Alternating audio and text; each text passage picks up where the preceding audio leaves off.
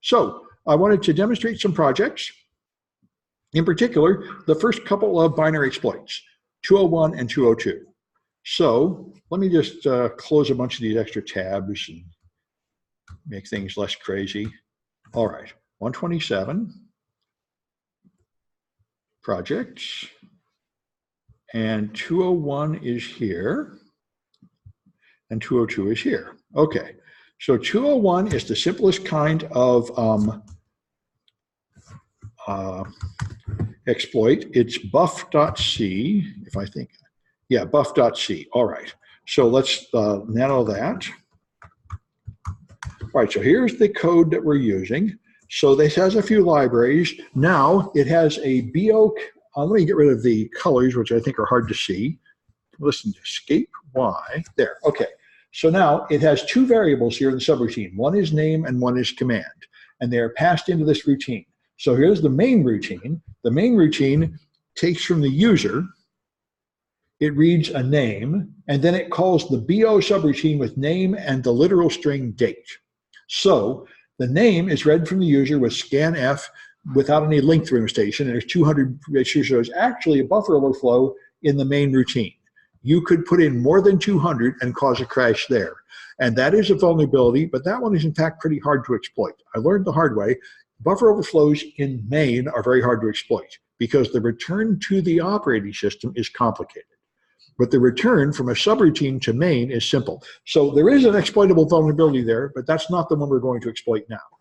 So here, you can put it up to 200 characters in a name, and if I go up to the BO that you've called, that puts it in two variables, one called C and one called N, and these are only 40.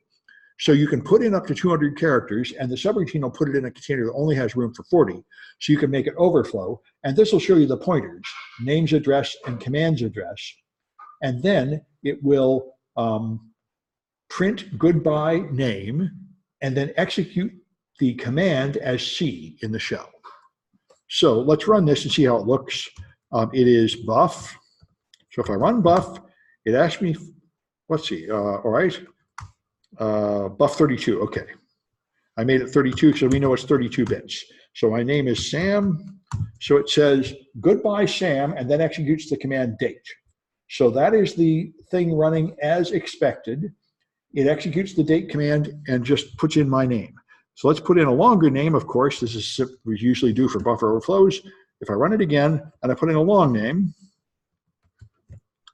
and like that, then I do not get a buffer overflow. I do not get a segmentation fault because I didn't hit the limit of something. What happened is my name is a lot of A's.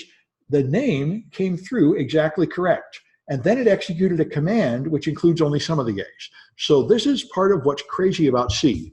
I only had room for 40 characters in a name. Then there was another variable after it with 40 characters of command.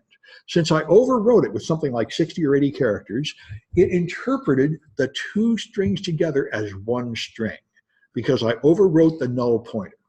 So it cheerfully used this name and the command that was longer than 40 characters, even though I didn't reserve that. And this is what I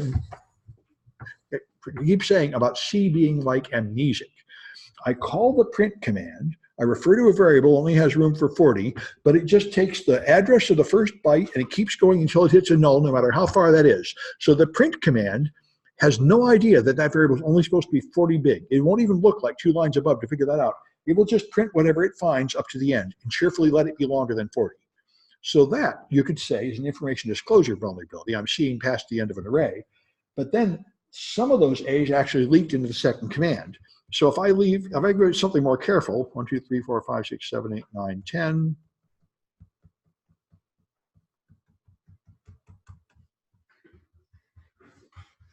If I did that right, I think the ls will be a command now.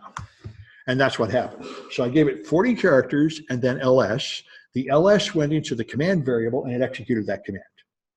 So this is the overflow where you leak from one variable into the next. And this is, of course, what's running in the server you were exploiting earlier. And now you can make various versions of this. You can make 32 and 64-bit versions and exploit them and so on. This one here, so here's the online one. There's some flags on here to find. So this is pretty simple. That's all you do here. Now, the next one, 202, is really kind of the meat of the whole course. You can spend a while on this one. That's why it's 50 points. There's a lot to be done here. This one here, I'm going to have a different vulnerable program called PWD. So I can cat pwd.c.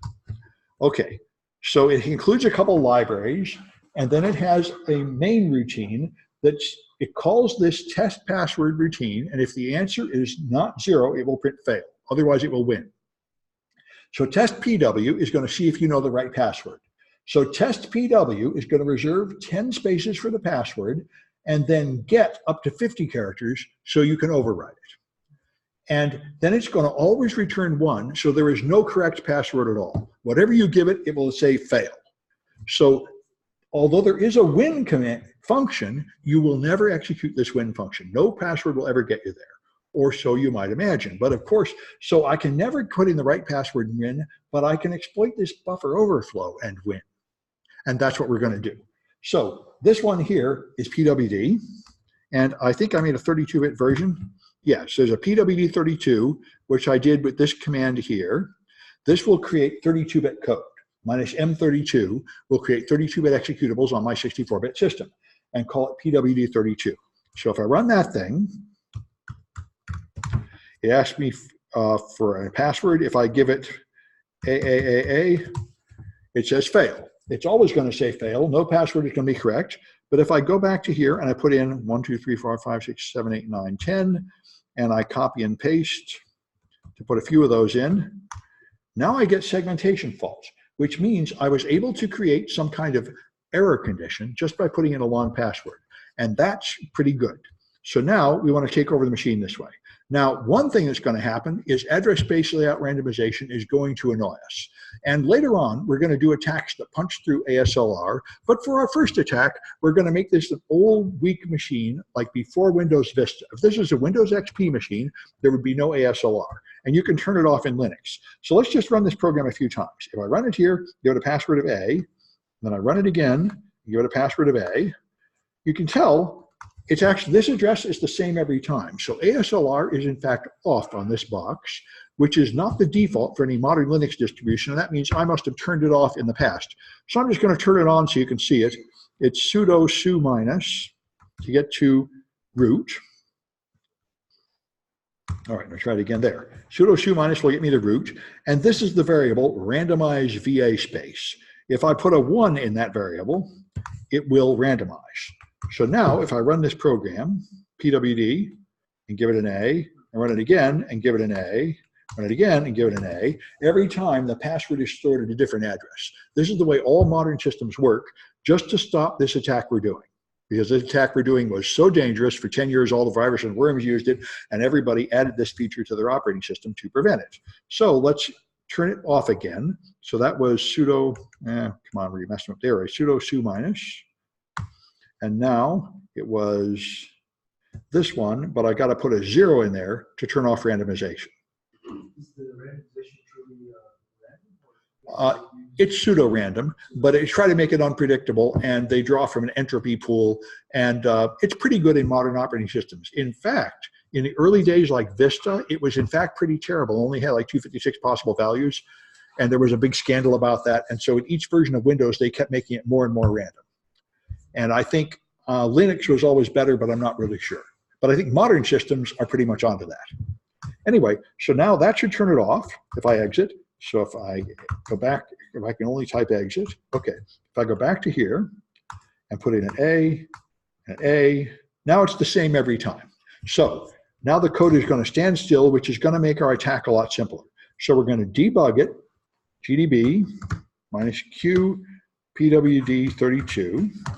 And now we have enabled source code debugging. When we compiled it, I compiled it with the -G switch, so it is connected to the C source code in this directory.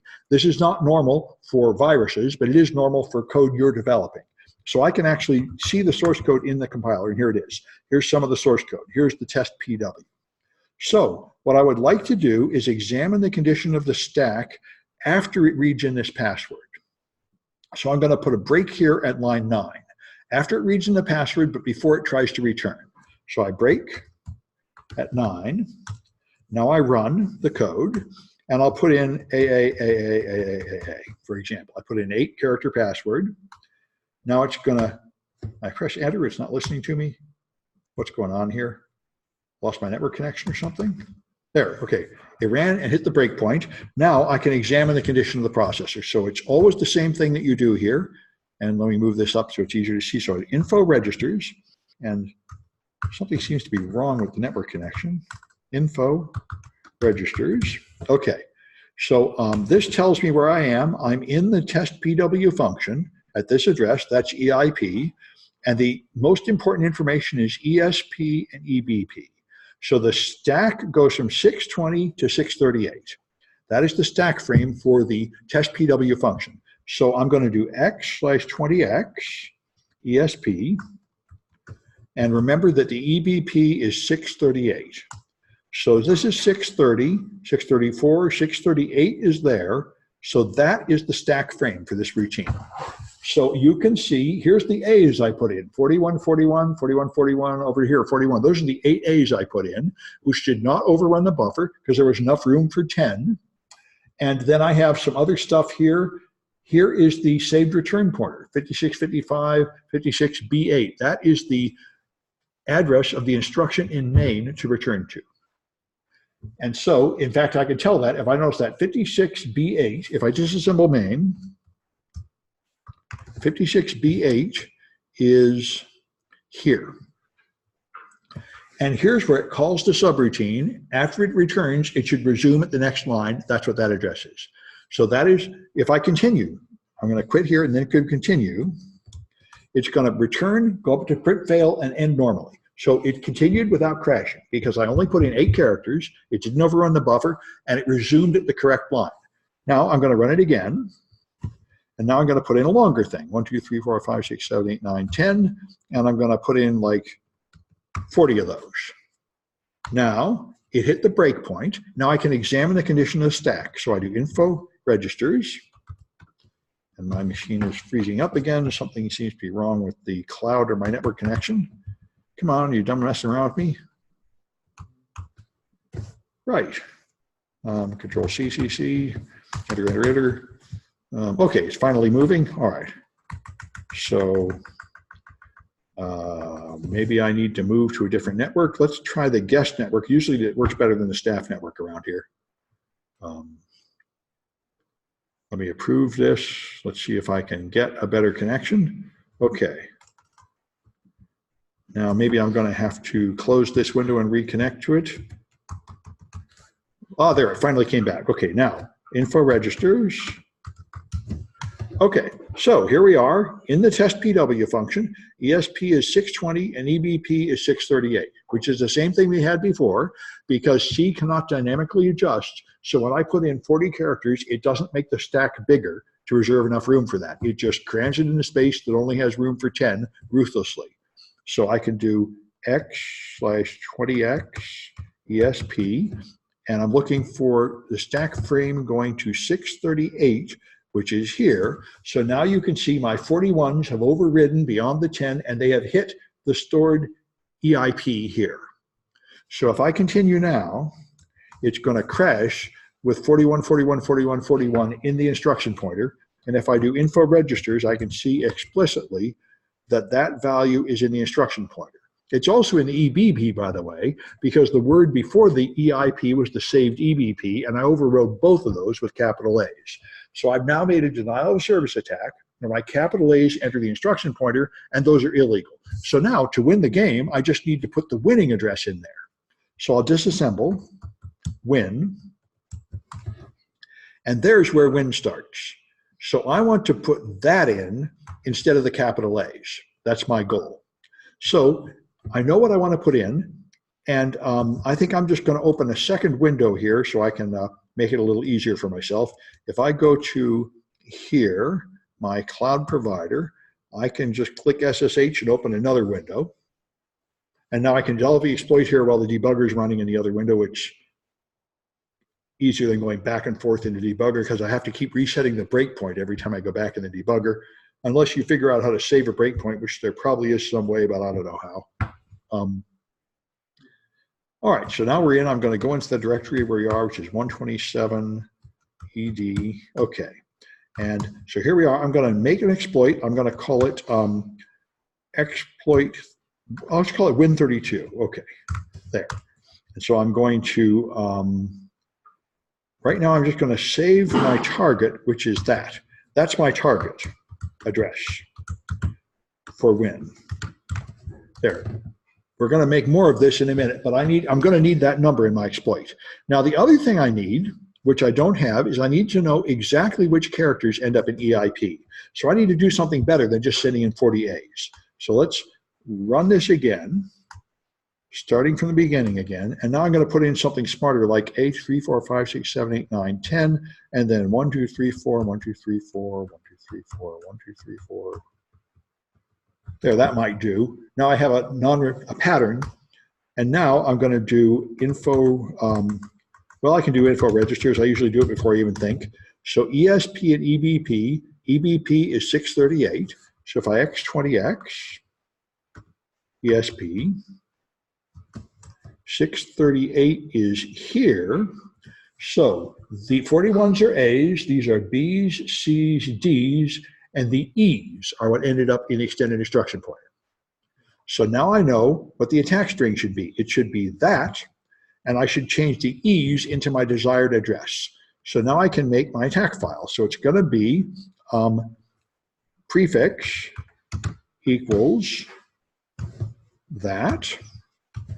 And let me drag this over a little so it's easier to see there. So that's my prefix. And if this thing freezing up on me again, okay. Now I want to go get rid of everything except the E's there. And now the EIP that I want to put in, let me try and make this fit a little better. There. The EIP that I want to put in is going to be equal to that address only backwards. So it is 6E, 56, 55, 56. So it's 6E, 56, 55, 56. That is the extended instruction pointer backwards because it's little endian. The string goes byte by byte, but addresses are little endian. The first byte is the least significant instead of the most significant. So, and you can tell because we'll look in the debugger and see how it ends up in RAM. That is the way it is. Strings go one way and pointers go the other way, just to give you a headache. So what I want to do is now print prefix plus EIP. All right, so that's going to do it. I'm going to run that. Python, I got to get rid of this slash, okay, Win32. Yep. Yep. Yep, it's little endian. So this is what it looks like. And I could, in fact, copy and paste that because it just so happens that these are printable characters, but usually they're not. They're usually junk like 08 and 04. So what you normally have to do is put that in a file. I'm going to call that attack32. And now, in my debugger, I can run, and I can take the input from attack32. I think this will do it. This will read the input from that file. We're going to see. So I go here, I say yes. It didn't ask me for the password, it read it from the file. So theoretically this worked. Let's take a look at what's in the registers now. Now the ESP is 620 and the EBP is still 638 because nothing has changed about the structure of memory, unfortunately. So I want to look at 638. 638 is here. And over here, I have the 44, 44, 44, which is the D's. And instead of the E's, I have that address, 56, 55, 56, 6E. So if I've done it right, if I continue, I'll hit the win function. And I did hit you win. Then it crashed because I corrupted the EBP with this 44, 44, and I didn't bother to put a valid number there. So eventually it's going to crash. But it will run the win function before crashing, and that was my goal. So I've now taken control of the machine, and what I've done here is, in fact, what might seem like a weak exploit because I did not inject any shellcode. I did not put in any commands and execute them. All I did was move the instruction pointer to run commands that the developer put there. So I reused commands the developer put there in an unexpected way. So this is called return-oriented programming, where you don't inject commands, you just inject addresses, and the addresses point to code the developer put there. Now that might seem like a weak attack, but it turns out to be the most powerful attack, because we're going to go to in later projects, we're going to do real injecting shellcode, where instead of all these capital A's, you'd put in real shellcode, and then you jump into that and run it. And that's fine, but the problem is everybody figured that out. They put in defenses that stop that. So in fact, the modern technique went back to this, where you don't inject code, you just inject addresses, and you run code that the developer put there. Well, this works. It worked. We managed to run this win function when no password would have done that. So we defeated the developer. We managed to find a working password, even though the code did not have any password it would accept. So that's the point. We managed to run some code that the developer did not expect us to run. And in a more complicated program, we could have run anything that we can find in the code. And what you do in real return-oriented programming is you jump right at the end of functions, where it does just a couple instructions and then a return, and a couple more instructions and then a return. And with a bunch of those, you can slowly build the exploit you want, like pasting letters out of the newspaper to make a message. You find just a couple commands here and a couple commands there until you build up commands that do something you want. And we'll be doing it with Mona on Windows. Anyway, so that's this one. And now, there are a bunch of variations you can run on this one. So that's 202. Okay, we've done it. Okay, so dual list jazz, find a location, make an exploit code, and win. And then this is why I think you'll have fun with this. And this was a big hit at Black Hat, because now you can do. I realized this on the airplane to DEF CON China. I realized I could put the debugger on my server. So you can run a debugger on my code on my server, which is so much better than the old days. But first, we'll do the 64-bit version. Let's just do that. This is the 64-bit version. So let me do that. All you do is you compile the same source code without the quit. Okay. Yes. All right. You compile the same source code without telling it to make 32-bit code. So that's what this command does. gcc -g tells it to connect it to source code, and the output is pwd64. The input is exactly the same source code. And now if you use the file command to see what you've got, we now have 64-bit code. And if you run it, pwd64, and they ask you for a password, I can put in A and it just says fail. It does exactly the same thing because it's from the same C source code. But it is very different at the machine code level, and we can see that by doing gdb -q of pwd64. And let me make my window a little bigger. All right, and so if I do, say, disassemble main, you can see now, in the first place, the addresses are much longer. And here's the instructions. There's no longer ESP and EBP. It's now RBP and RSP. Those are what 64-bit registers are called. And all right, so let me follow my instructions. Now we're going to observe a crash and debug the code. Of course, it'll crash again. If you put in long stuff, it will just give you a seg fault, although the exact amount of bytes needed to make a seg fault is not the same, because the number of extra bytes used on the stack is different. And now we can debug the code. So let's do a list of 1 to 13. I got to use a comma, though. Okay. So here's the win function. Here's the test PW function as before. Here's the gets, which causes the overflow. Once again, I want to break after the gets, so I want to break at 9. So let's break at 9, and let's run it, and let's give it A, the usual thing you do. And now let's see what we got. Info registers. Okay. There are more registers in 64-bit processors than there are in 32, and they are much longer. They are 64 bits instead of 32 bits, and they have different names, R, A, B, C, D. Here's the base pointer and stack pointer, which actually are in a different order for some ungodly reason, just to give you a headache, but they have the same purpose. The top of the stack is at 510, and the bottom is at 520. And so here's the instruction pointer down here, RIP. And again, it's in test PW plus something. So it's all very much like 32-bit. It's just that things are longer and a few names are different. So we can examine the stack the same way. The RBP goes to 520. It just looks a little screwy. So if I do X20X RSP, okay, I'm going to make my window a little wider and do that again. Okay, so now, the bottom of the stack was at 520, which you can see up here. RBP is 520. So what that means is the first 64 bits include these 32 and those 32. That's the first 64-bit word on the stack. This is the second 64-bit word on the stack. And 520 includes the third 64-bit word on the stack. So this is where you might get a headache.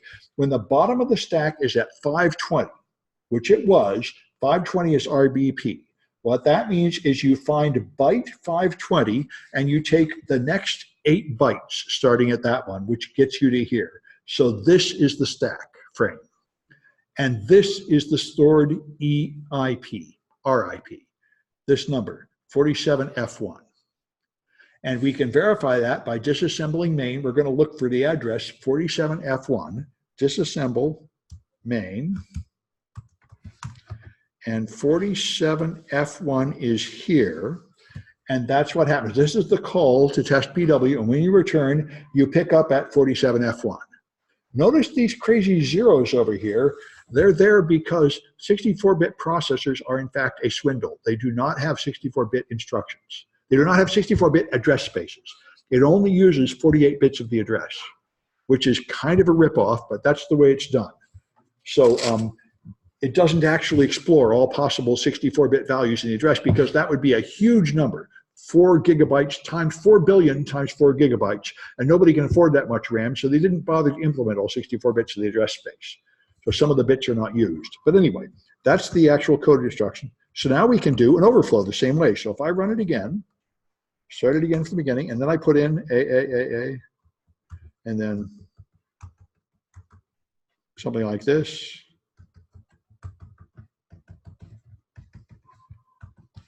Okay. Now I can do info registers, and I will see that the stack goes from 510 to 520. So I can do X, 20X, RSP. 510 to 520 means there. So 41 is the A's, 42 is the B's, here's the C's, here's the D's, and some of the E's. So 2 of the E's are here. Everything after the 2 E's is the instruction pointer. So my exploit should go up to here. And whatever comes after that will be the instruction pointer. And I'm just going to try another attack to make sure I've got it. That's the prefix. So let's run it again. Yes, and I'm going to put in that. And then I'm going to put in something I can recognize. 1, 2, 3, 4, 5, 6, 7, 8. If I've done it right, that is going to end up in the instruction pointer. So now I info registers, and I see that the stack ends at 520 still, because the same fundamental problem is still the case. It never changes the size of the stack, even when I'm putting in too much data. So now I examine the stack again at RSP, and 520 goes to here, and it looks like I missed by 4 bytes. Here's my 1, 2, 3, 4, 31 is 1, 41 is A. So this is the 1, 2, 3, 4, 5, 6, 7, 8. So I'm off by 4 whole bytes. I wanted to hit these 8 bytes, but I missed. So my attack is wrong. So let's go find my attack, which was this. And I need to make it 4 bytes shorter in the prefix. That's why I always do it by trial and error, because it's much easier than trying to count it and think it out. So that's the password, but I need to have 4 bytes left in the prefix. So I need to get rid of the last 1, 2, 3, 4. Okay, now 1, 2, 3, 4, 5, 6, 7, 8. This might work. Now info registers. Again, the base pointer ends at 520. So now it's X20X.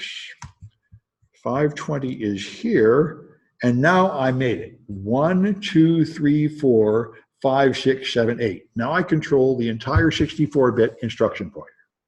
So now I just need to make that attack. So I'm going to go to I'm going to make a copy of this. That's my prototype attack string.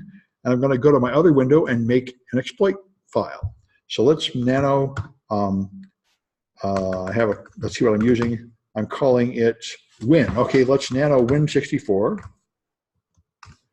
And let's record, let's see, first I want to prefix equals that. Okay, now I need to know what address I want to put in. So I'll go back to here and disassemble win. I want to run the win function, and the win function starts there. So that is my desired address. So I'll go back to the other window and put that in here. All right, so now I know EIP needs to be that mesh backwards. So it's D0, 47, and then a bunch of 55s, and then 2 zeros. If I've done it right, which I might have, that is this thing backwards. And now the thing I want to do is print prefix plus EIP.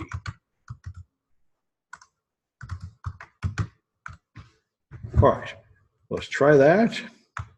And so Python win64 prints a bunch of junk. And notice now some of these appear to be unprintable, but it prints the prefix and then it prints some junk here, which is those bytes. So now I'm going to put that in a file. Let's see what I called it before. I think I called it ATT. Okay, I'm just going to run that and put it in a file called ATT64. So now I can read that here. I can run and take the data from ATT64. So that should do it. Now I start from the beginning. It hits the breakpoint. So I do info registers like I always do. And I see that RBP is 520. So now I examine the stack. And the end of the stack frame is there at 520. So here's this address, 000555547D0. That looks pretty good. So let's continue. And again, I get you win. So it worked. That's the 64-bit version. You might notice that I had null bytes in my string. So in fact, if you look at my exploit, I was kind of wondering if somebody would protest. If you look at my exploit here, win64, I printed 00 and another 00. So what happened is the first null terminated the string and the second null was not put in RAM, but the contents of RAM happened to have a null there anyway. So it worked. You can send one null and it has to be the last byte. Anything after that does not go. But in this case, the next byte just happened to be 0 anyway, so it was all right. And so I got away with it. But in general, that's kind of annoying, and that's why some of these ones here. So you can now get that one working and find some flags to prove it. And then, So is that usually what's that? Is that usually from 64 bits since they all have that 0? It can be, yes. It can be a null, but you can do some exploits anyway. But you do have to watch it for the null bytes. So we'll see some issues come up. Now, then you got this one, like I said, I'm very happy with. I now made a server that is running code for you to exploit, and you can see it in a debugger. So here, I'm going to be able to send up a string. So if I send it, say, AAAA, to see what I've got here, I hit debug, it goes up to my server, and it debugs the process on the server. So you can't execute GDB commands, it does them for you. So it shows you the source code, except you can see the flags are missing. So if you can get to this point, you'll see that flag. If you can get to this point, you'll see the second flag. And so here's, you've got to read this code and see what happens. Here's the main routine. There's a product key that goes in and has room for 100 characters. Then it gets the key. Then it calls this function called activate. So activate is here. That copies that 100-character key into a thing that only has room for 25. And then if the 30th byte is 7, you get a flag to show that you've learned how to control the bytes. And then it returns 1, which always tells you that the product key is wrong. You're the victim of software piracy. Every product key will be wrong, just like every password was wrong. So you will never get win. But of course, if you can gain control of the instruction pointer, you can run this win function and get a second key. So let me show you how this works. This is actually so easy, it confused a lot of people. You do not need to write any Python code or anything, because this is a URL. And up here in the URL, you will find the hexadecimal codes for what was sent up. This string, AAAA, is right there, right in the URL. So you can put your attack code here. And you can put hexadecimal values up here like this, 10,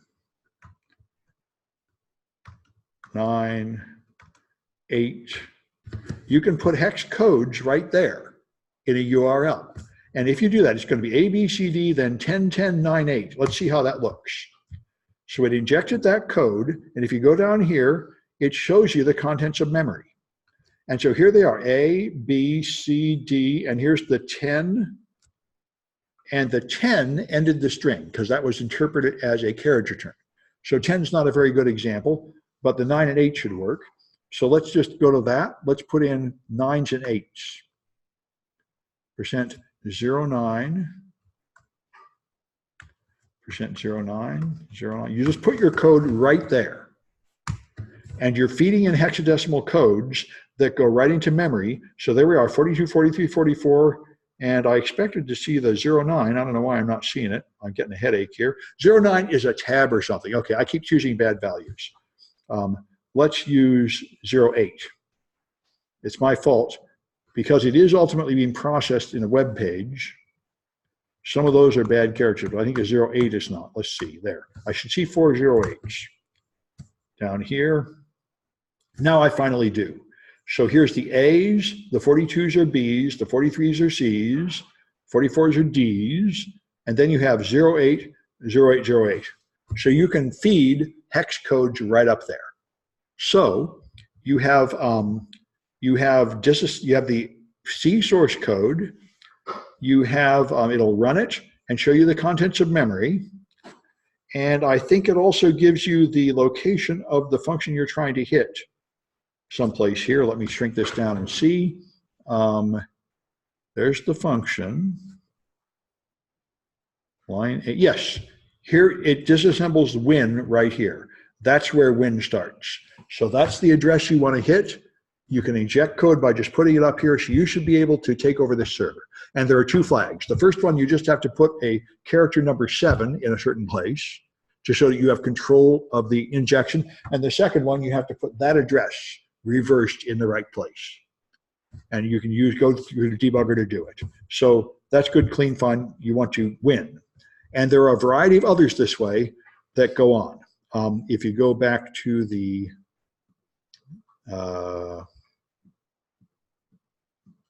there, then that's sending a bell character at this point, which is ASCII code 7. Then you have to run the win function, and there are some hints. Then you have a 64-bit version. Once again, then I have a 64-bit server with address space layout randomization turned on. And this one is a little confusing, so I thought a demonstration might help. First thing, which baffled a lot of people at Black Hat, you now have to put the string in hex here. I wrote a hex translator on the server in PHP, so you can put in stuff. So I can actually put in stuff like 00, 01, 02, 03. Zeros will work. Everything will work, which is not normal, but I did it for our project. So I'm putting in 00, 01, 02, 03. Then I hit the debugger, and it sends that up to the server. And if you look in memory, it's going to have that junk up here, I think, but maybe I'm not going to see it. Let's start by sending something simpler so I don't get a headache. Let's give it A's. But to send it A's, you got to do 41, 41, 41, 41. Don't give it A's, or it's going to interpret them as AA, which is a different hex value. You have to put in the hex value of the string you want. So let's see what that did. That is going to, here they are, 41, 41, 41, 41. So there they are, 8 41s in memory. Now, it's the same story. You're trying to run a win function, and here's the address of it. And you have to find out where the code is that hits the win function. And once again, you got an activate with only 25 bytes to put it in. And it copies it from a string, and the string comes from the command line. It can be as long as you want. So it's going to be around 25 bytes that it hits. Anyway, that's the game there. You have to feed it in hex. And so there's a few things to do there. And this took people several hours at Black Hat. This is essentially the whole course. You are learning how buffer overflows really work, 32 and 64, and with address space layout randomization turned on. And let me show you how the ASLR part works. So if I send 41, 41, 41, 41 and run it, then it's going to launch the program and show you the win address. The win address is going to be different every time, but it shows it to you here, and now you can put in a string again. The first string is not used. The first string, if you hit run, just gets you to here, and now you can see the address, and it pauses to let you use that address. If you come here again, this is a case of address space layout randomization with an information disclosure vulnerability, which is one of the common versions that happened. For example, in Windows, one of the problems with an early version of ASLR, I think in Vista, was that one of the registers, EBX, always pointed to the stack. So you could find out where the stack was, even though it was random, by reading that register. And there were also certain other things that didn't move. So there were ways to find out where something was that you could exploit, even though things were randomized. And this is that case. This address leaks out that tells you the win you're trying to hit. And every time you do this, notice this 080F. If I refresh this page, it's now something 568A. Yeah, it's changing. Every time I refresh, it changes. ASLR is turned on, but I have an information leak, so you know it. And you can inject your code here. So you start with the debug button and figure out how to do it. In the debugger, ASLR is always turned off. Nothing ever randomizes in the debugger.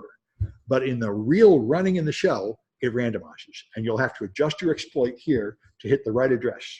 So that's a bit of a challenge. And like I say, this takes several hours for people at Black Hat. And this is where you really get the whole idea. After this, you should really understand ASLR and buffer overflows, and therefore the stack and general memory corruption, and all the rest of the course is just small variations on this. You've learned how to corrupt the memory by overflow buffer. We're going to corrupt the memory by using a format string. We're going to corrupt the memory on the heap. We're just going to do essentially is corrupt the memory with a dangling pointer. It's all the same jazz. If you understand this, all future attacks are minor variations. So are there any questions? It give you some homework to do for a while. Give that stuff a try. And hopefully in these gentle steps, you can move up to doing buffer overflow. You start by just leaking from one variable into another, and then you start controlling the EIP. And then we're just gonna move up the steps historically. This gets you up to almost where Aleph null in the first paper was. The one thing we have not done yet is inject real shellcode that starts listening on a network port. That'll be next week. But it's really a small step from here. What's that? Oh, not for weeks. Here, 127, here's the schedule. I think you guys should, today is 9/4, you should be doing the other stuff, like, and then the SQL injection next week, and nothing is due until after 9/18. And that one's only due 202 and 9/25. So you got weeks to do it. But I would start now, yeah. Because, I mean, you have to get used, this is you getting used to the most important stuff, getting used to using GDB, getting used to reading the hex and the addresses. You just have to sort of learn this language, like learning to read music. You have to get comfortable with these GDB commands and the weird looking hex stuff. That's all you're doing. And once you understand it, it's really very simple. But you do have to get used to the basic memory structures of running code. And that's really the main point of the course. You understand what's really happening when you run a program. This is what every processor is really doing in every operating system, and you don't know it if you just double click on Word and use Word. This is what it's really doing. Yeah, learning how memory is used, and this fundamental problem that the same byte could be text or executable commands, and there's nothing in the byte to tell you that.